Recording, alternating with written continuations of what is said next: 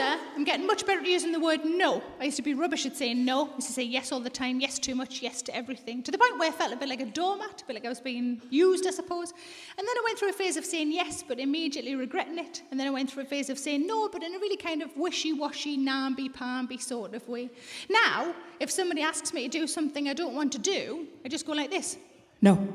My friend pointed out that my voice changes. So if I do want to do it, I go, yeah, that sounds great, thanks very much. And if I don't, I go, no. No apology, no explanation, just no.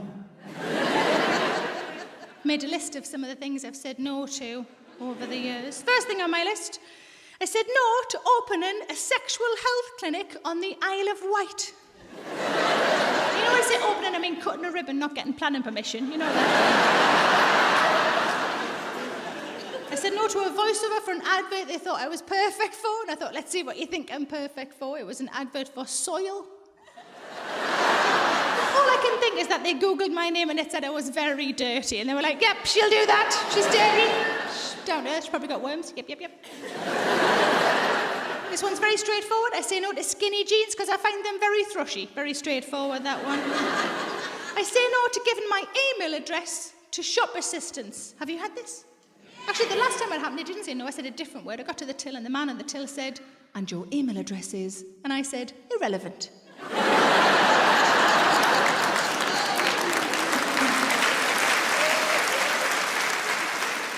I say no to guinea pigs. Don't say arse, but if they say, oh, they're shit. They are budget rabbits at best.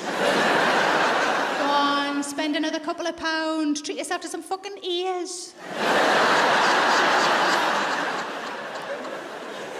But think about Watership Down. If Watership Down was guinea pigs instead of rabbits, you wouldn't cry at the end, would you? You go like this. Nobody ever made a vibrator out of a guinea pig, did they? You know why? Because this bit's really important. That's why. I say no to people in the street with clipboards.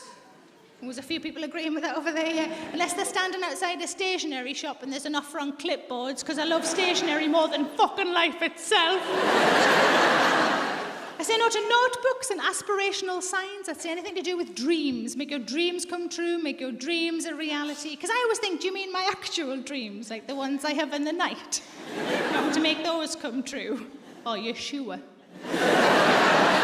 To find out where the Rock lives. You want me to go to his house, wait until he gives me the kittens, and then take me top off? Is that what you want? Is that what you want?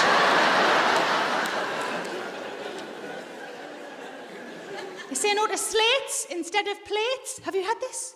You're in a perfectly nice restaurant and they bring you a dinner on a bit of fucking roof.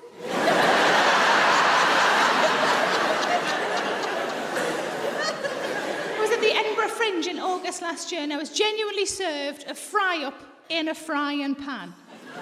Because mornings aren't my best time, I'm not on my most alert on a morning. I ate it really quickly because I was worried they were waiting for the pan.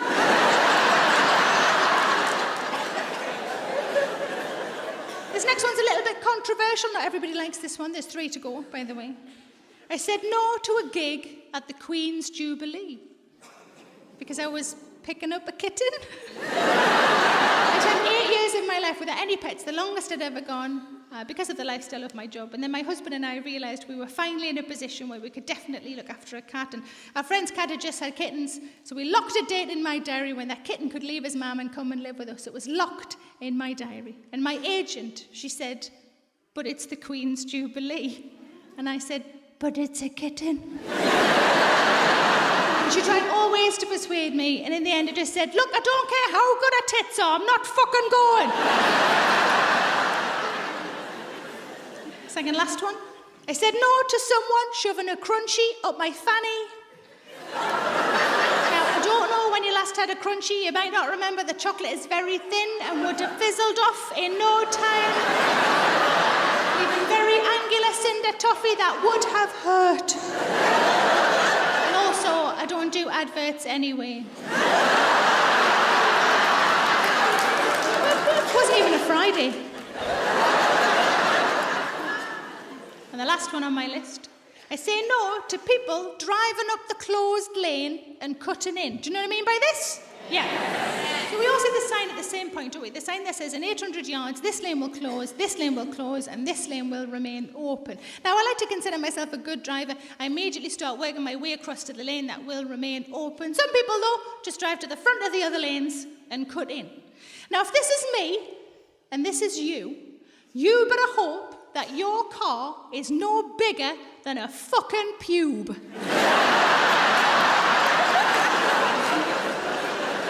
Because that is the gap that I'm leaving between me and the car in front of me. Now, that is very clearly a no action. That driver must surely understand what's going on. But I always want them to see my face say no as well. So I wait until they side up, because they do that, don't they? They drive up alongside you. They glance across at you and your car in a slightly sort of pleading way. Oh, go on. Let me in. I'm only driving an Audi TT. I'm just a cunt.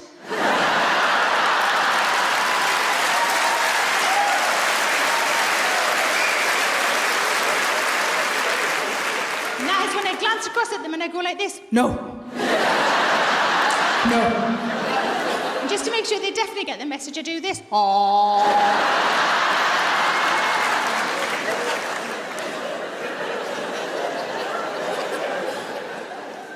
Watching. You know what would be great is if you liked and subscribed. I'm so needy, I'm so sorry. And why not come and see me live? And the tickets are available at sarahmillican.co.uk. Put the kettle on and settle in.